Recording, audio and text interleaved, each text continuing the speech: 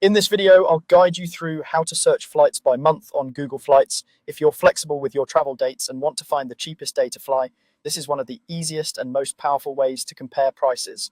We'll move step by step, slowly enough that you can follow along on your own screen.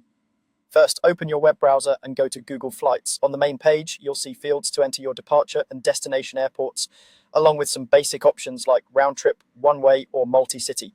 Start by typing your departure city or airport into the From box. As you type, Google will suggest airports or cities. Choose the one that matches where you're flying from. Do the same in the To box for your destination. Take a moment to check the other basic settings, decide whether you want a round trip or one way, and adjust the number of travelers and cabin class if needed. It's helpful to set these before you look at dates because prices can change depending on how many people are flying and what type of seat you want.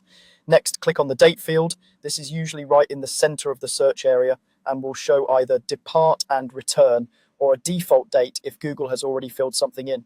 When you click this field, a calendar will pop up showing prices for specific days. By default, you'll usually see a standard calendar view where each day has a price under it. To make things easier when you're flexible, you'll want to switch to month view. In the calendar window, look for an option that lets you change how the dates are displayed. Depending on the version you're seeing, this might say something like flexible dates in airports, or show tabs such as specific dates and flexible dates. Choose the option that shows you a full month or a flexible date grid. This step changes the view so you can quickly scan an entire month instead of clicking each day one by one. Now you can compare prices across different dates. Look over the month view and notice how the prices change from day to day.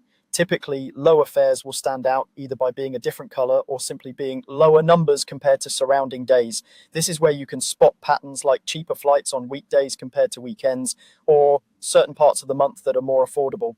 Take your time here. If you're planning a round trip, pay attention both to the departure and return dates because the total price will depend on the combination you choose.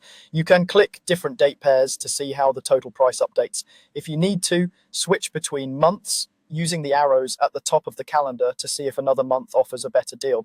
Once you've compared your options and found a date or date range that fits both your budget and your schedule, go ahead and select the best option. Click on your chosen departure date, and if it's a round trip, choose your preferred return date as well. Then confirm the dates so you return to the main Google Flights results page.